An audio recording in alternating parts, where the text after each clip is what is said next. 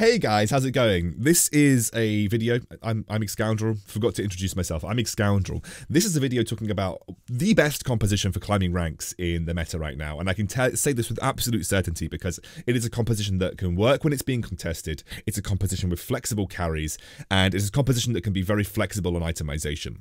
The reason being is that 6 Dark Stars does not require any 3 stars to win the game or even get a top 3 finish. You can win the game with 2 stars. 6 Dark Stars also can have 3 major carries. You can have a Shaco, a Jhin, and a Xerath. Xerath obviously being the hardest to find because you really want to 2-star him, but Shaco and Jhin are both very viable carries in Dark Star. I'm going to clear this comp. I've just realized that I didn't clear this composition. And then we're going to dive in to the early game and the mid game and the late game of Dark Stars, and then we're going to go through a game that I had as well. So I gave you a little cheat into what the Dark Stars composition looks like at the start, but what I want to talk about is the early game. In my opinion, the safest way to transition into Dark Stars from the early game is by playing Vanguards. Vanguards also allows you to potentially go Vanguard Sniper, which is another Dark Star variation. I don't think it's quite as strong as 6 Dark Stars, but it is something that works particularly well. So I like to play early Vanguards, which involves all 4 Vanguards. Now, you do not need all 4 Vanguards to make this work. The most common combination that you're likely to end up with is going to be Poppy and Mordekaiser, but the sort of a good 2 Vanguard combo is going to be Jace and Mordekaiser, because Jace can hold your Shaco items, Jace can hold your Jhin items to an extent, so this is a good early game start for Vanguards in terms of just a 2-unit synergy to work with. I then like to then go Chrono, and I'll add a Blitzcrank and put Blitzcrank in front of the Jace, so the Blitzcrank pulls and then Jace starts to attack that unit, and then I'll add a Twisted Fate or a Caitlyn. Caitlyn is pretty good at single target damage in the early game, so like Chrono Vanguard is just a good early start that you can run with. And you can utilize that, and even Caitlyn can hold your Jhin items as well. So Caitlyn can hold any Jhin items that you intend to give to Jhin eventually. And this is like a good starting position for most Dark Star compositions. The problem with Dark Star that you will find is unless you get a 2-star Shaco really early, it can be quite difficult to navigate the early game with Dark Star alone. I would keep Jarvans on your bench, but not actually use Jarvan until you get to the 6 Dark Star stage, because Jarvan is garbage. Like, Jarvan's just hot garbage. He's a really bad unit. So let's talk about when we transition and when we start rolling. Okay, so now we're heading to level 6, 7. So really level 6 is where you're most likely to encounter your Jhin and then therefore get your 6 Dark Stars online. So what happens is you can start to add Dark Stars with this composition. So it's likely that you're going to find a Shaco eventually, right? Where's my Shaco? Shaco is here. So it's likely that you're going to find a Shaco eventually. So that's going to give you your 5th unit. And then you can just add something like a Lux over here, or you can add a Karma to your Shaco, for instance. Or if your Jace is still doing really well, you can add a Karma to your Jace. But it's likely that you're eventually going to find some Dark Stars, and the 3 Dark Star is where you'll start eventually. Once you find your Jhin, and it's very important that you find your Jhin, and you have the rest of the units ready to go, this is where we scrap everything that isn't a Dark Star. So as soon as you're level 6 and you have your Jhin, this is where we're transitioning into full Dark Stars. And then we're going to find the Lux, who was over here. So your level 6 composition is going to look something like this. In terms of rolling, I would recommend if you get this composition online at level 6, you go to level 7. If you don't have the Jhin, go to level 7. Level 7 is the best time to start rolling because the most important 2 stars are Shaco and Jhin is really important as a 2-star in this composition. In terms of itemization, this is why it's flexible, okay? This is going to be quite complex. The best items and the most important items for Shaco are Bloodthirster and GA. If you have those 2 items on Shaco, you do not need to put anything else on him, but if you can put something else on him, you can put an Infinity Edge. Or you can put another Gunblade or another Bloodthirster. But these 2 items to have a Shaco carry that actually gets you consistently to top 3 are an absolute must. GA and Bloodthirster, you need these items because Shaco will single-handedly carry you through some rounds as a 2-star carry. In terms of Jhin, and this is personal opinion and a lot of people will disagree, my favorites are Runans and then Trapclaw. The reason I like Trapclaw is because if there's a Blitzcrank, he can go in the corner, he'll block the hook, and he'll stun the Blitzcrank. And that means that you can put your Jhin in the prime location to make sure his damage is at its highest. So that's why I like Jhin in the corner. Then as a last item, you can either play GA if you're going up against, and then you want to go double defensive, because Jhin doesn't actually need that many offensive items. Or you can play Last Whisper, which I personally quite like. Or you can play Infinity Edge. The itemization is very flexible for Jhin. I've seen people run with Guinsoo's. I've seen people run with Bloodthirster. But basically, I think that these two items are really important. Trapcore can be replaced for GA. It can be replaced for Quicksilver, but if you don't have Trapclaw, I would never recommend putting Jhin in the corner if there's a Blitzcrank. You do want at least one defensive item for Jhin, so GA could work. And I would move the Jhin out the corner and have the Karma being the one that gets pulled. This will slightly reduce Jin's damage, but not by a huge amount. I would be rolling at level 6 and level 7 to make sure all of these guys are 2-star. That is my rolling strategy. So we get to level 7, what are we adding? Well, the best addition in my eyes is an Ashe. So you want at level 7 to add Ashe, and she basically gives you the 2 sniper bonus for your Jhin, which is going to massively increase his DPS. Let's say that you're running the Trapclaw variation, which I quite like. You can put them both in the corners, and then Jhin should always be going in the corner to bait the Blitzcrank hook for the most part. Jhin wants to bait the Blitzcrank hook because he'll stun Blitzcrank and make him kind of useless for 5 seconds, which is always really nice. We're going to level 8 now. The best addition in my eyes at level 8 is Lulu. Not only does Lulu give us Mystic, it also gives us Celestial with the Ashe, so we get some healing, we get some healing for Jhin, blah blah blah blah blah. Lulu is the best addition as a Celestial, as a next unit, and I think getting her to level 2 is important. And then what do we do at level 9? That is another good question. I personally like adding any other random Dark Star. The best Dark Star to add would be Xerath, because it would get us the Sorcerer bonus, which improves both Jhin and Shaco's DPS output. Xerath can go at the front. The reason Xerath can go at the front at level 1 is because you just want him to die at level 1. In my eyes, a lot of people say he's good at level 1, but I actually quite like just letting him die at level 1. So I spread everything out and just kind of let him die. I usually put Lulu over to the side somewhere. And then it's going to allow your Shaco and your Jhin to get damage boosts and shielding boosts immediately. If, however, he is level 2, I like to place him at the back. Now, let's say you want items to make Xerath good. The best item for Xerath in my eyes is Guinsoo's Rageblade. Basically, I think this item is insane for him because it allows him to ramp up his attack speed, and he scales very well with attack speed. I also don't mind Ludens on him. He's one of the few people that I really like Ludens on because essentially he can do a lot of damage with his individual shots. So Ludens is pretty solid as well. But yeah, I think Guinsoo's is just like a really good item on 2-star Xerath, and he will do insane damage with it. And this is what I like to do at level 9, if we can get level 9 online. Obviously, it's not always possible, but that's what I like to aim for. In terms of positioning, again, you want your Jhin, if he has Trapclaw or Quicksilver, to be in the corner because he's going to be able to negate any Blitzcrank hooks. If you do not have Trapclaw, you want your Karma to be in the corner so that she baits the Blitzcrank hooks. If you're unable to scout effectively, for instance, it's just safer that way. Your Shaco obviously has these items, and then obviously your Xerath has whatever items you can get. In terms of positioning of Shaco, you want your Shaco to be directly opposite the most important carry. The Syndra, who's sometimes in the middle, maybe the Kale, who's over in the corner. Your Shaco always wants to be going into the corner or the part of the back line where he's going to be opposite the carry. You want your Jarvan and your Mordekaiser at the front because you want them to die. You want your Lux somewhere at the front here because you want her to cast at least one ability, but probably die. And then Lulu also wants to take some damage to cast her ability, and if she's 2-star, being at the front line, she's quite tanky, so that's okay. That is positioning. Let's go through a game. Okay, guys, I have been told that I sometimes talk a little bit too quickly in the game. So what we're going to do is we're going to slow it down ever so slightly. On the carousel, and this is something I've been learning a bit more recently as a whole, I quite like taking items that are adaptable to many compositions. So some people will compete for tiers, some people will compete for that, well, basically just tiers.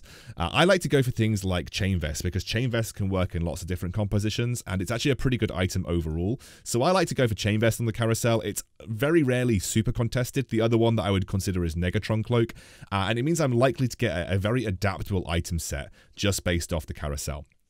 Now, as you can see, my early game hasn't been fantastic here. I haven't found any 2-stars or anything like that. The items that I've got are pretty good. Like, I've got a GA already, but actually the units that I'm picking up, especially this particular shop, like, this is a shop where usually you're going to be looking to 2-star some stuff. You're going to be trying to get as many 1-costs or pairs out. I found a 2 Shens, and Shen is like one of the worst 2-cost units, I think, in the game. Yes, okay, he has a cool ability and it can be useful sometimes, but I genuinely think that Shen is one of the worst 2-cost units in the game, especially for the early game. So you might have seen me do something here. What I've done is I've slammed the GA and the recurve bow on my Xayah. It's not ideal for an actual target for those two particular items, but I know that GA is very adaptable. Like, GA can go on lots of different compositions. I could be from this position playing KL carry. I could play a lot of different stuff with these items, and I know that GA is one of the most adaptable items in the game, so I'm very happy to just slam a GA when I find it in the early game. And this is something that a lot of new players and a lot of low rank players sometimes struggle with. It's just the idea of using items before they know what they're going to do with them. Some items are just universally good. This guy's slammed a Zephyr. I wouldn't recommend slamming a Shojin's personally, but Shojin's can be useful too. But slamming a Zephyr is okay. I don't like to do it super early, so I actually don't agree with this guy. I don't like putting a Zephyr on super early, just because I think that the Negatron Cloak can be used for a lot of other good items. So you can see here I found a 2-star Ziggs. Ziggs is actually a really, really bad unit, but I'm going to keep him anyway. And you might also notice that I'm basically selling a load of other units off to get to 10 gold. I like to be at 10 gold by round 2-3. So I'm basically trying to trim down my board and keep units that I feel are relevant. This has meant that I'm putting a Jarvan on. I wouldn't recommend putting Jarvan on in most circumstances. Jarvan is not that good. In fact, I probably should have put a Poppy on the field, if I'm honest with you. Actually, this game is one of the games where I really found out how bad Jarvan is in the early game, so that's why I decided to essentially recommend that you guys don't play Jarvan if you can help it in the early game. Only if you're going to play some sort of protector combo would I play Jarvan, but Jarvan should sit on your bench until you can field the rest of your Dark Stars, or you need to use him for a 3 Dark Star synergy and you've got a Shaco with some items on, for instance.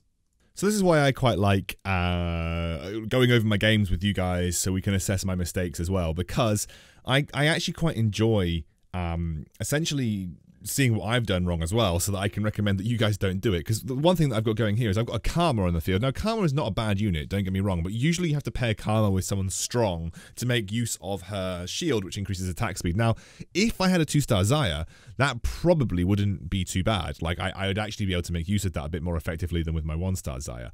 But unfortunately, I only have that 1-star Xayah, so it's not really working out for me. What I'm doing for the most part here is trying to eco up as much as physically possible. So I don't want to get rid of my 2-star Ziggs, because I know if I get rid of my 2-star Ziggs, I'm not going to be able to kill anything at all. So I can't really get past 30 gold feasibly, and I know that I'm very unlikely to win. But really, in the situation that I'm in, if I can kill 1 or 2 units every single round, we are in an okay spot. Like, we are taking okay losses. If we're on a loss streak and we're killing 1 or 2 units around, we're in a good spot. Now, I know that I'm not in a good spot right now because I've obviously had to level up to beat this particular neutral round. This is something that you do need to be considering when you're going into the neutral round, whether you have a good enough composition to actually beat the neutral round, or you're going to have to level up to do so. I felt like I had to level up to do so. It was a pretty simple level up for me. The reason why I feel that this level up was simple for me was simply because I had above 30 gold anyway. So leveling up to level 5 for that neutral round was perfectly okay. And another reason why I felt like it was fine was because I need to go to level 6 anyway. So leveling where I can is always perfectly viable. And if I didn't actually have to sacrifice any economy for it, that's okay. Now, what I've done here is something that's really interesting. I have got the Shaco, so I've gotten rid of the Xayah now. So I now have my Shaco. My Shaco is 1-star. Obviously, I'd love him to be 2-star. I have paired him up with the Karma because he already has the GA, so GA is a good first item for the Shaco. You see that I've got a Runans on my Ziggs, which a lot of you will be like, why is Runans on the Ziggs? But I'm going to be giving Runans to Jhin eventually. It is, in my eyes, a very important item for Jhin. And actually, do you know what? Ziggs at level 2, he can make okay use of the Runans. He's going to be doing damage across the team, and that's fine. And you can see here that we're now faring a lot better. With the Dark Star bonus and with the Shaco, we are doing much, much better than we were previously. Losing by 1 unit or actually winning rounds. So we're starting to preserve HP. So we find the Lux, which is obviously great. The Lux will go in instead of my Ziggs now, and my Ziggs is going to be off the field and pass that Runans back over to the bench, which will eventually get used on the Jhin. What I'm hoping to do is level up to level 6, and then I'm either going to search for a Jhin at level 6, or hope that I just find one on the carousel, or luck into one eventually anyway. But Jhin is really, really important for me at this point, because he's going to give me the 6 Dark Star bonus, which is going to massively increase the power level of my composition overall. This is the stage of the game where if you can get Jhin at level 6, you are smurfing it, because you can just chill out at that point and just relax. So now I'm going to go for the Negatron Cloak. The reason I'm going for the Negatron Cloak is there is a spare BF Sword on my bench, and obviously the most important item combo for Shaco is GA and Bloodthirster. You can have anything you like, that as long as it affects Shaco's damage in some way after that, but GA and Bloodthirster are absolutely 100% the most important items. If you can't find a Bloodthirster, I tell you what works. A Hextech Gunblade works well. It's not brilliant, but it works well. So I actually got to 6, rolled once, and found Jhin. That's about as lucky as you can get. Can't really talk about it much more than that. That's essentially given me a very good platform for success, which is obviously now you're starting to see the 6 Darkstar bonus doing some extreme work. I need to find one more Jhin, and then I'm going to immediately use the Neeko's help on him, because he's the most crucial unit to get to 2-star, and he's also the hardest unit to 2-star, because there are less of him in the pool compared to the Shaco. I'm not bothered about the Shaco, because I'm pretty confident that at some point I'm going to find another Shaco, and I'll be able to get him to 2-star, and you don't need Shaco at 3-star to win. You really don't. Shaco at 2-star is good enough in a 6 Darkstar composition to really do a significant amount of work. Shaco is actually insane. With those 2 items, you can see how much he heals once he gets a couple of Darkstar buffs. It is ludicrous how much damage Shaco can do. It's crazy. So I naturally find the Shaco, and what you've also been noticing over the last few rounds is that I've been investing gold into experience. I know with these items and 6 Darkstars, I am very strong and my HP is stable. You can see with the win streak that I've generated so far that I'm able to stabilize this mid-game through having a very strong Darkstar composition. So that's what I've been aiming to do. Now, I want to get to level 7. There's a reason I want to get to level 7. I can add Ashe to help improve the DPS of my Jhin, and also at level 7, it's going to increase the chances of me finding 3 costs and 4 costs. I do not need to 2-star anything that isn't a 3 cost or a 4 cost right now. So level 7 is going to give me the best chances of finding those units. I'm going to be able to potentially look for a 2-star Lux, a 2-star Karma, and obviously then pick up any extra Shacos as well as an Ashe. You literally just saw Shaco 1v5 there. That is how ridiculously strong this composition is. This is going to get nerfed eventually, guys. You do need to be aware that this composition will 100% be nerfed eventually. So what I'm going to do from this point forward, now that I've got pairs of everything, including Jhin, remember, because I do have the Neeko's help, what I'm going to be doing is I am going to essentially look to invest or split my gold across leveling to level 8 and also trying to roll a couple of rolls every round. Rolling a couple of rolls every round is going to increase my chances of finding the Jhin, which is the most important upgrade that I can look for. The reason that I do need to be aware of rolling as well as putting money into levels is that level 8 would give me access to Lulu, which would be my biggest power upgrade in terms of defensive capabilities. And also, leveling at level 7, I am competing with 2 other people for a Darkstar build. So there are 2 other people looking for Jhins right now, and if I don't get at least one of them, or get him 2-star before the others get him 2-star, I am going to be struggling, or it's going to be harder for me to find Jhins than it would need to be otherwise. So I need to look for Jhins whilst I'm still competing with the 2 other Darkstar players. I don't need to roll excessively. The reason I don't need to roll excessively is because I only need the Jhin at this point in time. So I only need that 1 unit. So it's much better for me to, and more gold effective for me to use my gold as a way of building up my levels as well. So I'm going to be splitting my gold between leveling up and also looking for the Jhin. I find the Jhin naturally, which is brilliant. I just immediately Neekos him. I will never Neekos a unit. So there is a little bit of a tidbit here. Neeko actually copies the unit, but also takes that unit that it copies out of the pool. So it will take one of the units that one of the Jhins that existed in the pool before using the Neekos has now been taken out of the pool, which is obviously a big deal because that's going to limit the amount of Jhins that someone else can find as well. So when you use a Neekos, it's actually removing a champion from the pool, and that's why if all of the champions don't exist in the pool, so if someone has actually taken every champion out of the pool already, you can't actually use a Neekos on it. So I actually end up giving a Last Whisper to Jhin. I think it's a really, really good item for him. I've got a couple of people that are playing Vanguards as well. So giving me Last Whisper is going to allow him to deal a bit more damage to those beefier front lines and help him get his shots onto the back line a bit more effectively. You can see here that unfortunately I end up playing up against a Star Guardian Sorcerer player. Now, I think this matchup is a bit 50-50, but I do end up managing to win with the Shaco. I think later down the line that's going to be a bit harder for me to do so, but it is what it is. So you can see here I've actually got another Jhin ready to go. I actually find another Jhin at 2-star. He's actually a good addition at level 8 if I can't find a Lulu. And then eventually at level 9, adding 2 Jhins is obviously going to be a perfectly fine idea as well. Also, it sets up the fact that it's going to be much harder for any other players who don't already have a 2-star Jhin to eventually 2-star their Jhin. So that's why I decided to keep that on my bench, because not only is it good for me, but it's also limiting the amount of Jhins that the other Darkstar players can find. The other reason that I might Nico before finding the unit to combine it with is if someone is actually competing for Jhins and someone is looking for Jhins, I might Nico my Jhin just to remove a Jhin from the pool, making it harder for them to find it as well. So there might be a reason that I would Nico beforehand as well. So this is a guy playing Kayle carry. We do actually end up getting a very slimline win against him. My other Jhin did do a bit of work to pull me through there. The Kayle carry player is very strong. He's got a very beefy lineup. And I do just level up here and find a 2-star Karma, which is nice. I love having that. And I've got another 2-star Shaco on my bench as well. This means that it's unlikely that any other Shaco player is going to be able to find a 3-star Shaco, because we actually have a mech infiltrator player, we have a Darkstar player running Shaco, and then we have another Darkstar player running Shaco. So it's actually going to be very unlikely for anybody else to even attempt to 3-star Shaco, because they're just probably not going to find it. It's just not going to happen. I've also made it hard to 2-star a Jhin, because I actually have 6 of the Jhins, and I believe there are only 12 in the pool of 4 costs in total. So I've actually got half of the total Jhins in the entire game right now, which means if you don't already have a 2-star Jhin, I've made it very hard for you to find a Jhin, because I've removed a lot of them from the 4-cost pool. I get absolutely battered by this cybernetic player. He's got a very strong Irelia, and she's zippity-zappeting across the entire field. Now, I do only lose by a small amount, but it did kill my win streak, which is a bit of a bummer. Items that I want here. I don't think I'm going to get the Infinity Edge, but if I do get it, that's brilliant. And this is but it's basically a 3-way tie. I do actually get the Infinity Edge. That's the perfect item for Shaco. That's an absolutely incredible item for me to get here, and that's going to basically perfect my Shaco's damage output mixed with the defense. It's insane. Really good item, and it's made me much stronger because of it.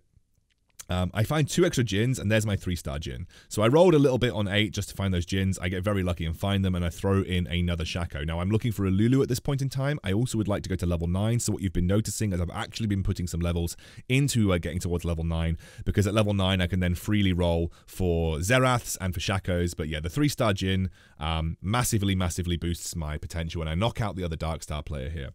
I'm going to talk a bit about positioning now, because most of this game from this point forward is not going to be anything special. It's I'm now putting in the Lulu, obviously, but most of this game from this point forward is going to be about me getting to level 9 and then me looking for 2-star Xerath and 2-star Lulu. In terms of itemization, Shojin's is a great item for Lulu. That's why I've got it on her. In terms of placement, I'm noticing here versus the Kayle carry player that I get wiped out, unfortunately, by the misfortune in the Kayle. My Shaco can only do so much, and I end up losing. What I want to do when I play versus anybody is I would like my Jhin to essentially nullify the Blitzcrank. I don't want any of my units getting pulled by the Blitzcrank, so the only person running a Blitzcrank right now is the Kayle player.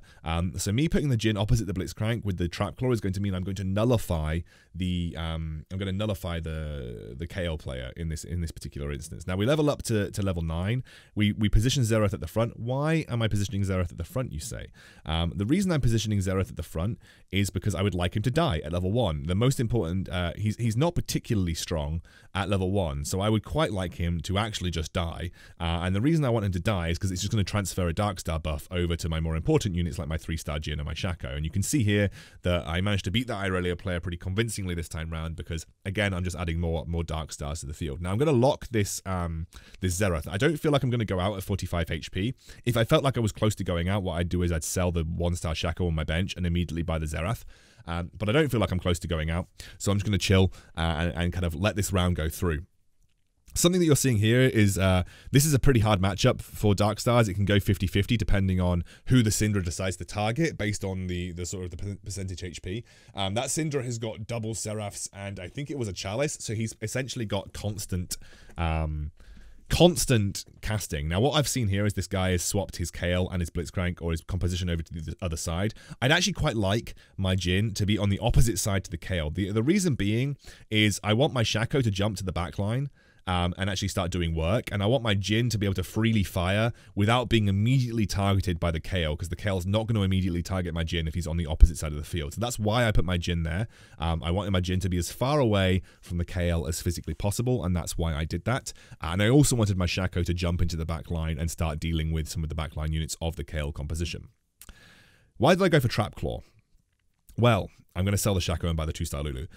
The Trap Claw is actually a really, really good item at dealing with Neeko, because once Neeko ults Lulu, she actually gets stunned. And you're going to see it here. I position my Shaco so he dives immediately onto the Syndra. The Lulu gets stunned on her first ultimate, which means that she can't cast again for a period of time, and that allows me to essentially clean up very easily. I knock out, or at least do a lot of damage to that player, and now I feel pretty confident going up against. I do knock out the Star Guardian Sorcerer player, and now I'm going up against the Kayle guy. Again, I want to position in exactly the same way. I want my Jhin to be as far away from the Kayle as possible. I actually moved my Lulu a little bit further away because I'd like her to survive and cast her ultimate more than once, which she does here. She gets a really good ultimate cast off and actually hits the Kayle, which is brilliant, and we essentially win the game from there. That was the late game. I hope you guys enjoyed, and I will see you soon. Oh, and like and subscribe. That'd be great. Thanks.